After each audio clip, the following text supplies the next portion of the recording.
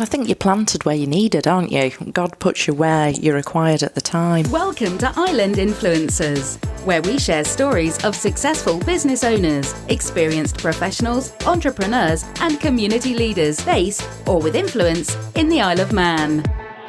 This podcast is brought to you by Thornton Chartered Financial Planners, because great financial planning has the power to change your life. Now here's your host, Sharon Sutton. Well, I'd like to say welcome to Louise Whitelegg. Thank you so much from Christian Aid coming to speak to us this week for Island Influencers. My pleasure, Sharon. Thanks for having me. It was a pretty horrible, blustery day, but you've come into the mill and I'm very grateful. So I originally learnt about you and what you were doing via this interesting leaflet I found in the reception part of St John's Mill, and it says on it, Burundi cook stoves, Christian Aid, Isle of Man. I thought, what's all that about? So I had a read of it, and I thought, well, actually, I think I better get you in to tell our listeners all about it and the fantastic work that you do. So, in time-honoured tradition, if it's okay with you, I'd like to, Louise, I'd just like to know all about you and where you've come from and where you've got to and how you're in this role doing this wonderful work in the Isle of Man for Christian Aid for people all over the world. So over to you. Well, I think you're planted where you're needed, aren't you? God puts you where you're required at the time. I first moved over to the island early 2000s, right. And I'd done a degree in environmental health. I'd thought long and hard about what I wanted to study, and I've always had a real interest in people and why people do what people do. And I've always believed in looking after people as best we can. And I get bored easily. So this felt to me a good opportunity to do something that was diverse, and where I wouldn't be stuck in the office all the time and that I could go out and help people. Yeah. I then fell in love with health and safety and that side of things, working within the construction sector as well. Wow. Yeah, it was fantastic. I made a decision right from the get-go. I wasn't going to change who I was in construction, so I'd still got the red nails and the blonde hair, but just with a hard hat and a pair of steel toe-cap boots. And it was great fun. Great way to communicate with people and really see the true person behind the facade. Yeah. Great. Well, so where did you go to uni? What was your university? It was Leeds. I went to Leeds. Right. Okay. And then when I qualified, there was a gap year with a couple of different work sessions to give you an opportunity to see where your strengths were. And as I say, I fell in love with construction and then saw an opportunity on the back of that to come over here and work for a safety consultancy specialising in health and safety and construction. So that's what I did for the longest period of time. Really enjoyed it. Really, really enjoyed it. And then I think there was a famine in Nigeria on the television, and it was one of these sort of seminal moments, and I'm sat there in a nice warm house with plenty of food and eats and things, and there was just this dire situation on the television, and I had a moment and then resigned from work, and then 2 weeks later I'd signed up to be a volunteer on a project for an Indian charity. Okay. As you do. Yeah. As you do. And that actually turned out to be quite life-changing. I'm sure. It was in Tamil Nadu, and I was down there in the very, very south of India for about 6 months, and then tagged on a little bit of travelling to the end of that. And it was really an interesting venture. I came from a very small mining village in Yorkshire, and it was such an eye-opener. Doesn't even really describe it. It was more like landing in alien territory, to see how these different people interacted, the different faiths, the different food, the different cultures, the different beliefs. But the one thing that was similar was love. Yeah. And watching the families and that family bond, and watching the people and the love for each other, even though they've got nothing. I sometimes think of it as a vase, and you've got so much capacity. And our vase is full of things like worrying about interest rates and mortgage payments and car loans and tangible things, whereas those guys have got nothing. And so they're more able to fill that space with love and spirituality. And I was just inspired really from that. So I'm interested what was going through your mind when you decided to, I mean, because somebody who's in a job who decides to resign and go off working voluntarily for a charity, you can't normally do that if you've got dependents and yes, liabilities. So presumably you were footloose and fancy free at the time. Yes, yes, so absolutely. you had that. And rented accommodation, and so I'd really got nothing to tie me down. Okay. It was really, I'd fought really, really, really hard to get to university. It had been a real difficult path to get there. And I'd always been goal-orientated, and I still am goal-orientated. I always have something to work towards in front of me. And it was almost as though I'd achieved the unachievable and achieved the degree. And then I'd got this fantastic job. But it still felt slightly hollow. It still felt, there's got to be more. So it was always pushing those boundaries. So I'd pushed the intellectual boundaries, and now I was pushing my personal boundaries to find out really more about who I was and what made me tick, and It's fabulous. and what is life about as well. I mean, what is the point? Really, what is the point? I felt like I'd achieved so much, but it still felt slightly hollow, and I couldn't understand why it was feeling hollow. So I wanted to go and explore really, go on my own and explore what the world was about. Which maybe sounds a little bit cliched. Well, but it was. But how did you? What was there? You said it felt hollow.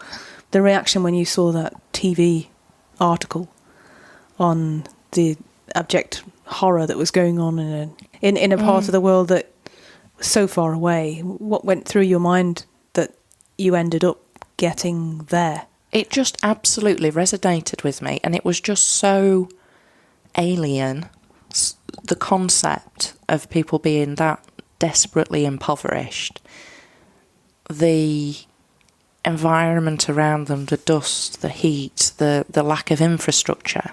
I've had periods in my life when I've been hungry. I know what being hungry feels like. But there's always been a stable structure around me, as in a building with a roof. Yeah. But these people were hungry and homeless.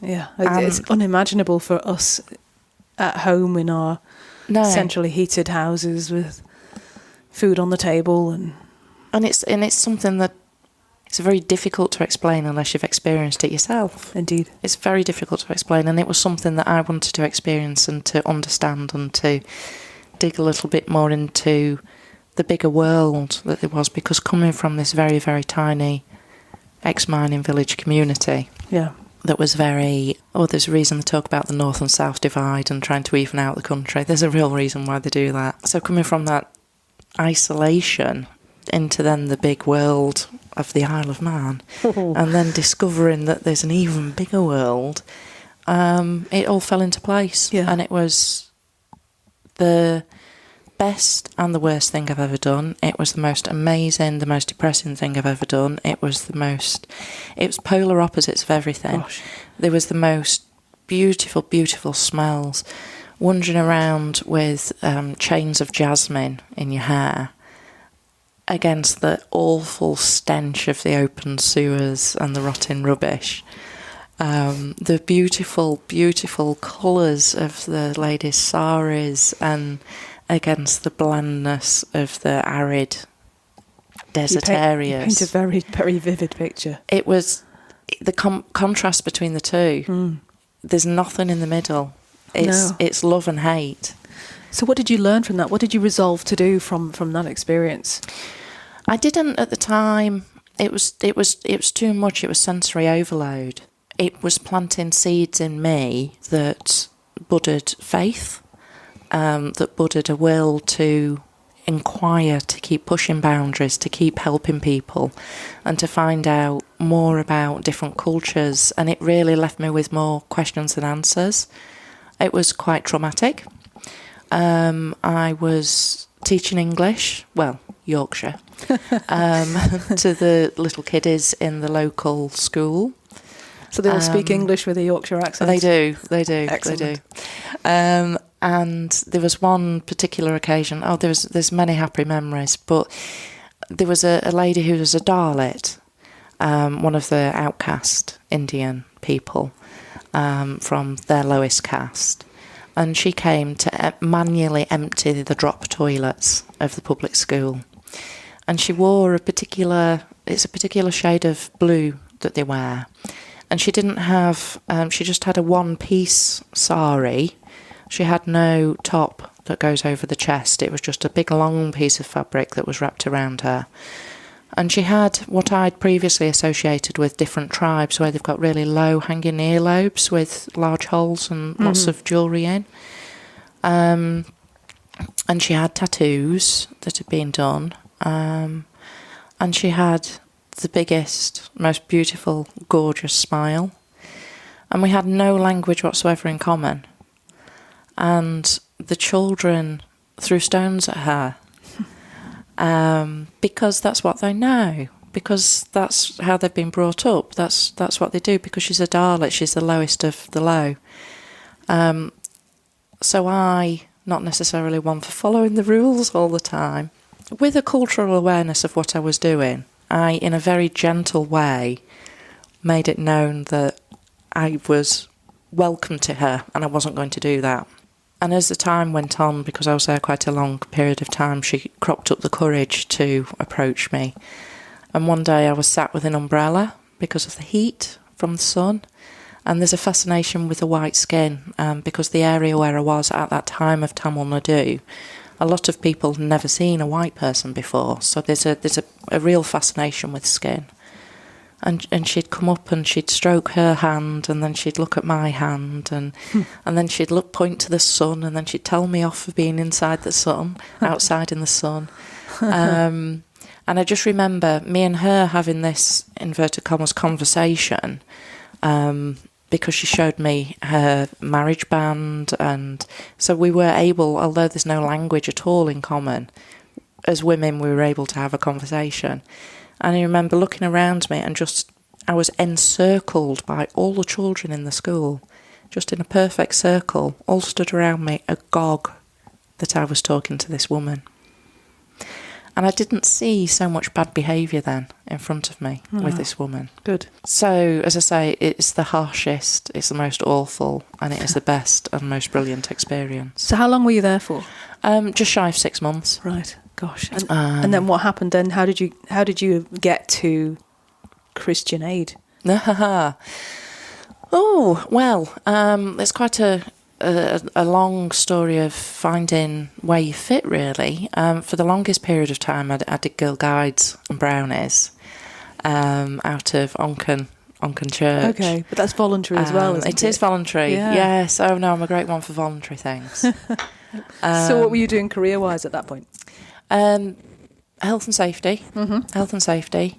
But it's interesting because there is two streams to me. There is the voluntary side of things, and then there's the health and safety side of things. Right. But actually they're both the same. They're just different ways of approaching the same thing. Because the health and safety is about caring for people and looking after people. Nobody who goes to work should go home damaged. They should all go home in one piece. And that goes for stress, it goes for welfare, it goes for all that. And then with the charity side of things that I do, that's all about people as well. Yeah, it is. It's two different sides to the same coin. But the Brownies was within the church environment, and then I got talking to the minister, and I do believe in children of any background having a fully grounded understanding of all the different religions. So as a brown owl, I'd take the kids to an Easter service, I'd take them to a Christmas service and have involvement. And then it kind of resonated and it kind of stuck. So I started going to the Methodist Church, and the seeds grew from there. I became involved with the One World Centre. Met a lovely gentleman who I'm sure you know called Phil Crane. Yes. Who was inspirational, and at the time he was running Christian Aid on the island. Yeah, okay. And the vacancy came up. It was actually... Maybe it's a God incident, actually, thinking about it, because I became ill with a very serious stomach issue, which meant I couldn't work.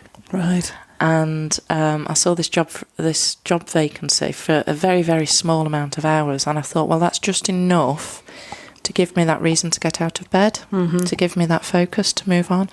And that's where Christian Aid came from. So it's just grown from many there. years ago, yeah. And is that your main occupation now? It is. So it's a full-time role? No, it's part-time. Yeah. It's part-time. I do a few other bits and pieces, but Christian Aid is my main focus. Okay.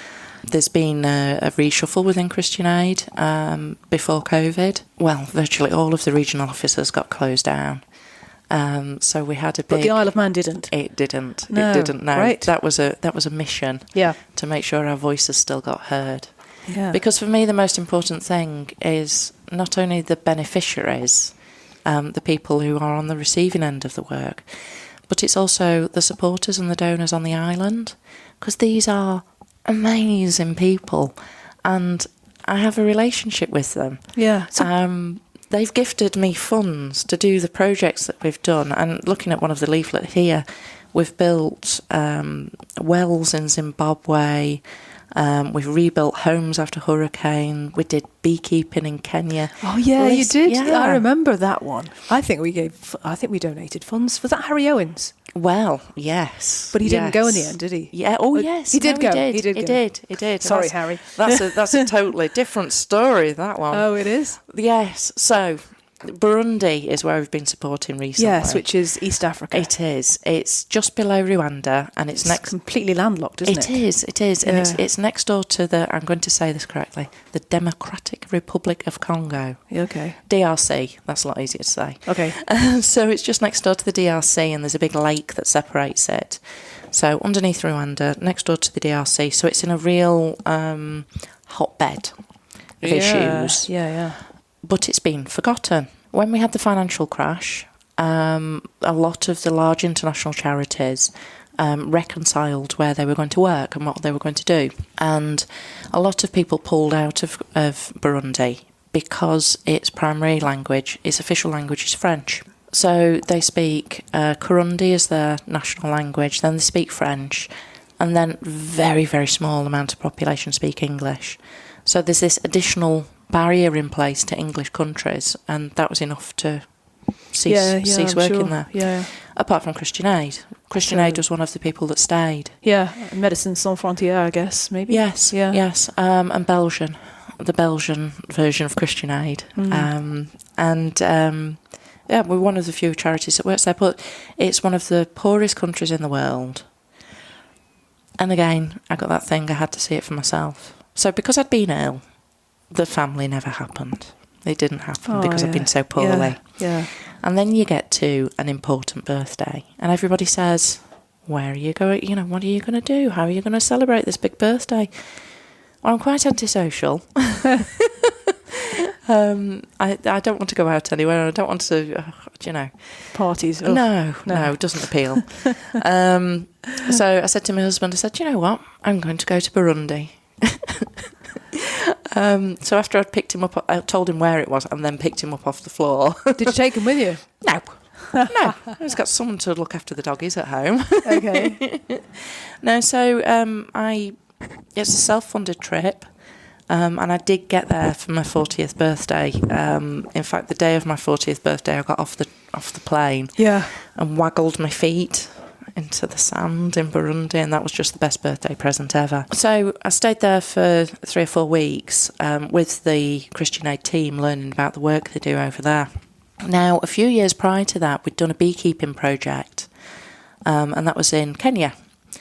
So I knew a little bit about beekeeping, and I'd met some really great beekeepers over here. There are some fabulous beekeepers here, aren't there? It's brilliant. Yeah, what a great community. It is. Yes. It is. It's absolutely brilliant. And I was lucky enough to understand from them a little bit about beekeeping. So I'm out in the field, bearing in mind the language is Kirundi or French, very little English. So they had a chap over from Kenya, from the bee people that we'd trained in Kenya, who'd come over to Burundi to train the Burundi people.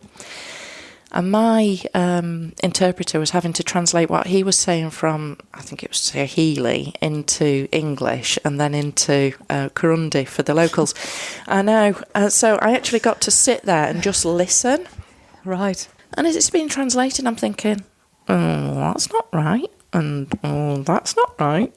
So then I got home and I actually sent Dave and Christine Roberts an email and said, don't suppose you know anybody who fancies coming over to Burundi to teach them how to beekeep? And that's where Harry came in. Yeah, gosh. So there was a few issues in Burundi, a few security issues which delayed the trip in the first instance. And then we actually managed to get Harry over there, and Harry went over and trained the beekeepers. And that legacy that he's left, that training that he's given, that's with those people for the rest of their life. Fantastic. And he not only trained them how to look after the bees, we went further than that. We trained them how to make the beehives, how to make the safety equipment. So rather than Burundi being reliant on importing beehives and importing the equipment, they've now got the skills to do it themselves. Do you think they'll set up a business and export? They have been doing. Amazing. So what happened on the back of that, and it's the same model that Christian Aid always uses, and it's a really sound model, because we don't believe in white saviorism or interfering more than we should. We try to be gentle and not leave too many footprints. So what we do is we go in there and we work with the local community. It's local people who are employed by Christian Aid. Then go and work with the local community, and we'll have a project and we'll embrace that by setting that up into a legal cooperative. And then the beneficiaries are actually the people who are running the cooperative. What a great outlook. What an absolutely astounding piece of good work. Just talking about it gives me goosebumps. Yeah, I'm not surprised. Because a lot of the work and the projects are now complete and freestanding and completely independent of any outside influence. Yeah, that's amazing. I mean, forgive me for being ignorant on the subject, but when you see things like free trade and stuff like that, does that feed into any of this sort of, or is that something entirely different? No, it's a good question, actually. We did some work. We did some work in Burundi with the coffee farms there. Yeah, fair trade. That's fair what it is. trade, Not free trade. yes. Fair trade. Yeah. We did some work with the Burundi coffee farmers. Yeah. And I was always, to be absolutely honest, I was always a little bit sceptical about fair trade. And then I went out to Burundi and went to one of the fair trade farms. And the difference the premium payment makes. So they get paid twice. They get paid when they sell the coffee beans on to the next processing plant. Yeah. Then after it's all been sold and we've enjoyed our lovely cup of coffee, when it's been sold at that point, a premium goes back to the original farmer as well. Right. So it's that premium that makes the difference. Yeah, and that's a similar kind of business model, it's a different. No, it's not. Is it? It's a different business model, but it's a. It's still that community. Yeah. And so the fair trade coffee, the money goes back to that fair trade farm where it is. So with coffee, you've got these independent growers. You might have a lady with 5 coffee trees. You might have one with 20. They all bring the beans in. Yeah. And then again, they bring the beans in that are processed within this fair trade coffee factory, if you will. Yeah. And they are then given a ticket essentially, and they get that as a dividend when the money comes back. That's so, really good, so isn't it? again, it is that cooperative. How's your coffee, by the way? It's fantastic. Is it? It's really lovely. I've been dying for one of those all day. Very good. Well, thank you. I mean, what ever been any other projects that it's a good time to share now that you've done with? Well, the cook stove one that you've seen. Yeah. Yes. Let's talk about the cook stove one. I don't know if you know my other name. I'm known as Mrs. Marshmallow Lady. No, I didn't know that. I can't believe that. Every Tinwall Day, when we have the Global Village, I take my Marley cook stove and I toast marshmallows on it. And it's the best way to demonstrate what these little devices can do.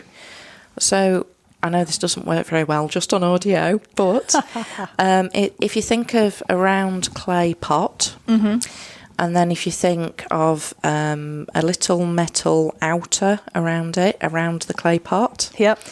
And then at the bottom, you've got a little void underneath this. And then there's a door that opens.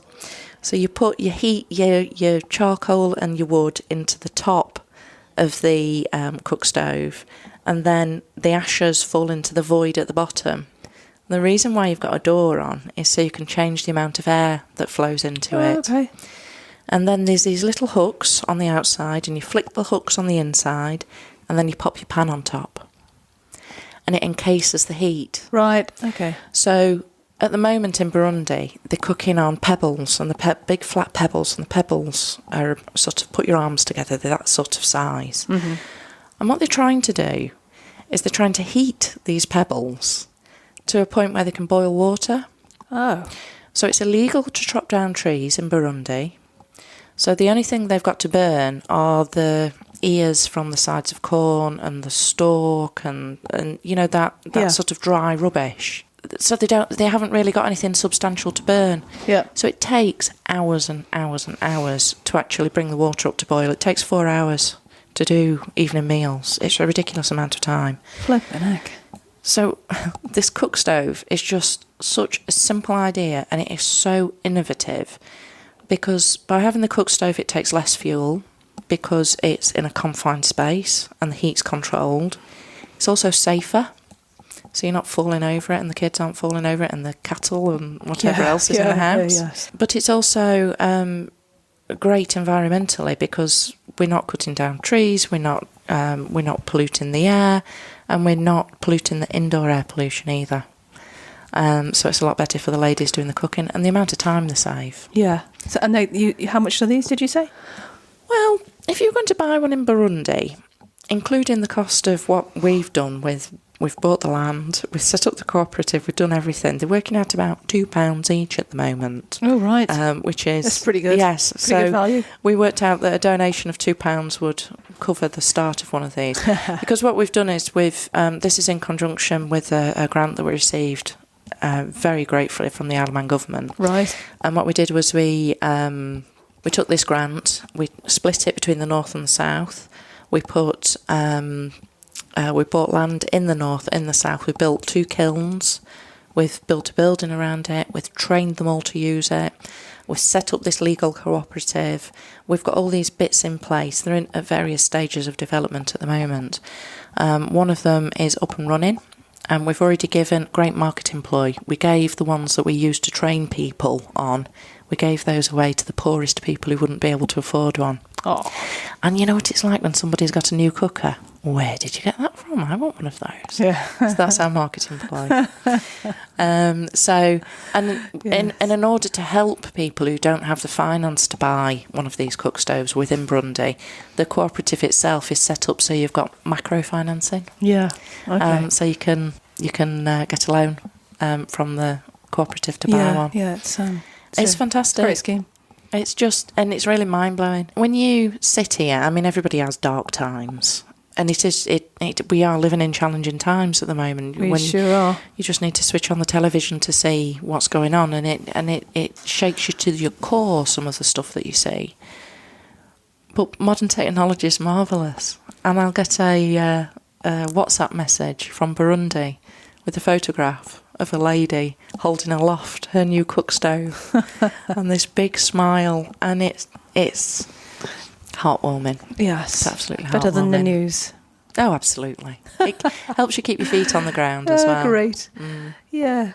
Well, okay. Well, thank you for sharing all of that. I'm sure there are a ton more projects, but we'll move on to where you can get more information afterwards. But if you don't mind me asking, and I primarily ask people in my day job, financial planner, what's your earliest memory of money, and how was money growing up? So it was just really around that, and yeah, go on. What's your take on that? Oh, there wasn't enough of it.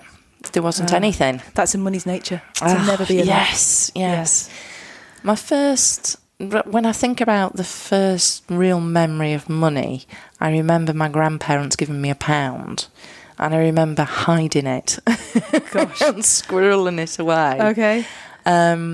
But I grew up in Well, I grew up in poverty, really. I grew up with the help of, they didn't call them food banks then, but you did get help through the Salvation Army and various other sources. Gosh, yes.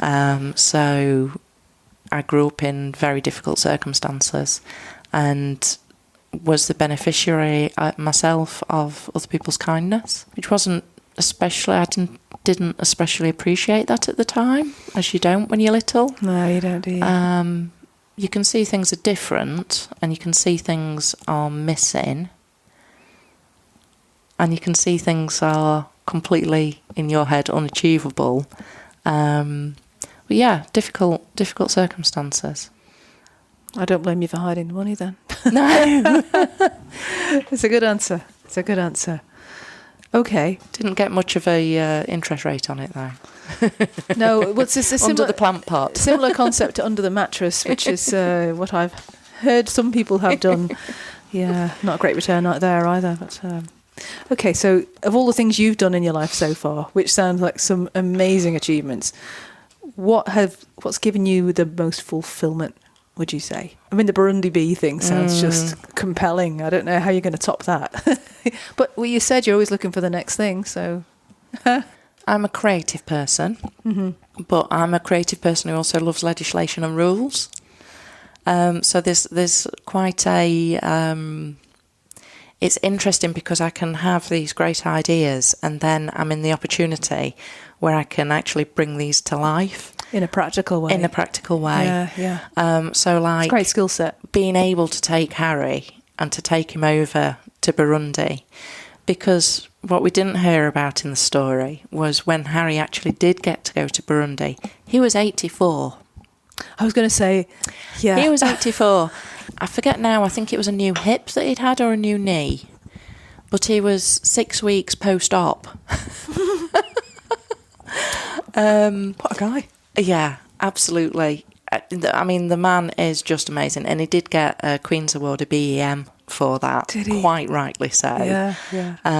And I am so proud of that. I am so proud that Harry was able to go, and the organisation that went behind that, the training, the safeguarding, the looking after, and it was really just a joy. I have a photograph next to my bed of some of the people in Burundi, just all smiling, and those are the faces I see every morning I wake up, and that's what keeps me going, because it's been able to give other people hope, because hope was something I didn't have as I was growing up. There wasn't any hope. There wasn't any sort of light on the horizon. It was very short term. There was no long term aspirations. I went, again, it was a self-funded trip. I went to Zimbabwe and managed to see the Christian Aid projects over there. And I met with disabled parents of disabled children, sorry. And I met with parents of disabled children. And I remember speaking to them, and I was interviewing them, and I was a bit novice at this. And I said to them, "What are your hopes for the future?" And they'd look at me and they'd say, "Well, I hope I've got food tonight. And I hope," and this is the kicker, "I hope I've got enough strength to carry him home." Oh, gosh. Dear. And when I think of what our hopes and aspirations are, I hope I've got enough money for the children to go to university. I hope I've got enough money to retire. They're so long-term and in the future that it is humbling and grounding. It is, isn't it? Which is why I have that photo next to my bed, to remember every day's for living and tomorrow isn't guaranteed. Thank you. For any aspiring or existing business owners or organisation leaders like you are, what would be your number one tip in running their charity or organisation? I don't know about a number one tip, but if you have a vision, don't be stopped. There is a way to achieve that vision. And with the passion and the energy and the drive and the belief, you can make it happen. And there's an understanding of going through the process, and making sure you understand what the process is and making the process work for you. Sure. On the offset, if you sat down and you said, right, I'm going to send an 84-year-old to one of the poorest countries in the world who's just had a hip operation, that's not going to happen. Yeah. But if it's broken down, if it's done, approached logically and in a methodical way, you can make those aspirations come true. And not overwhelming, perhaps. And not overwhelming as well, by breaking it down into smaller smaller bundles. It's a really good point, yeah. The planning. Yeah. And the lists. Yeah. And the thinking. Yeah. And the praying as well, making sure everything, everything's topped and tailed, what we do driven by our faith. Yeah. I think if it's meant to be, it will happen. And it's having that belief as well that it's the right thing to do. Oh, that's excellent. Yeah. Thank you. That's a great thing to share. So what do you do to relax? Keep your life in balance? Go on, this is a good one. I love crafting. What sort of crafting? Everything. Yeah, okay. Everything. All right. So sewing and... That's very practical, actually. Yes, I like sewing and I like making jewellery and I like making wooden things and what sort of wooden physical things like that. Toys and shelves and crosses and all sorts of things. Right, okay. As the whim takes me. I would say I'm a frustrated artist, but somebody said I'm more of a 3D artist. Don't know. It's mediums and stuff like that. Okay. I have lots of creative ideas and I enjoy making things and keeping my hands busy, keeping my mind occupied and keeping my hands busy. I can imagine you knocking up a beehive, no problem. Drives my husband crazy, actually, because there's stuff everywhere that's in the middle of a thought process somewhere. Okay. But I don't like having a cluttered house. So everything I make generally ends up going to raise money for Christian Aid. So I think there's a warning there. So there's always a purpose to the things that I'm doing. Very good. And my reading, I do love to read. I'm an avid reader of loads of books. Oh, you can't spoil that. That's a question later. You can't answer that now. Oh no, I won't answer that. Okay. But I do love reading. But everything I do has always got a purpose to it, because I seem to have this insatiable drive that does not shut off, saying make the most of today. So don't watch too much television then. No. Well, it's on, but I tend to be doing 3 things at once. Yeah. It's a time thief, isn't it? It is a time thief. So tell me, what's the best things that you think about living in the Isle of Man? The community. Undoubtedly the community. How many volunteers do you have? Oh, do you know, I can't even really answer that. It's probably around the 1,000 mark. That's amazing. And there's different depths of volunteers. Yes, I've got people who might help out once a year, and I've got people who help me out every week. Yeah. And I've got people I lean on, and so I've got a fantastic base of people, and all the different faith groups and all the different churches. I'm a local preacher for the Methodist Church as well. Right. Well, I will be when I put that final assignment in. Yeah. Okay. So it's lovely being it feels like extended family. And really it is community. It's such a nice place to be. It's people care about each other, and there's so much to do when you look for it as well. There's just some great opportunities. Yeah, there's nothing to do in the Isle of Man. It's Point them in my direction. I will. I'll give them a absolutely. list. Yeah, no, volunteers. There's lots of kids looking for Duke of Edinburgh projects, just to say. I mean, the flip side of that is, what's the main challenges that the Isle of Man faces, do you think? And, Well, I'm trying to decide whether I call it splendid isolation or do I call it bubbleism. I think I'm going to go with a bubbleism, because that's a Louise word. It's a good word. Let's go with bubbleism. One of the challenges that we really, really face is that we become too comfortable in our own little bubble. And it's, even though we've got the news and the stories, that can seem really, really remote. It's easy to switch off the news. Yeah, absolutely. And compelling and sometimes ignore it. to switch it off. Definitely. And it does our mental health good to switch it off. But it's difficult to try and maintain that outward-looking approach with people. So the experiences I've had, I try and share that. The world is shrinking. We saw that the world had shrunk during COVID. The world is shrinking because travel is so much easier. The world is shrinking because the resources are shrinking, and you've got a massive movement of people now and a migration of people. Yeah. So the world is changing. The island can't keep itself away in this little bubble. It needs to be outward looking. And it needs to be looking at what the challenges are, what the opportunities are, and what's happening in the wider world. So, what are those opportunities? Well, globalism, really. I think we have a beautiful, beautiful little island, and we've got skills that we can offer. We've got homes we can offer. We've got a safe environment, and we've got things that we can teach other people and skills. We've got the arts. We've got an amazing variety of island life. So how do we get that out to the people who need it? Well, I think it's about keeping our eyes open, doing what we can, talking about who we are, sharing our skills, our food, our arts, continuing with open, generous hearts, and having our ears and eyes open for what's needed and what we can do as individuals and organisations.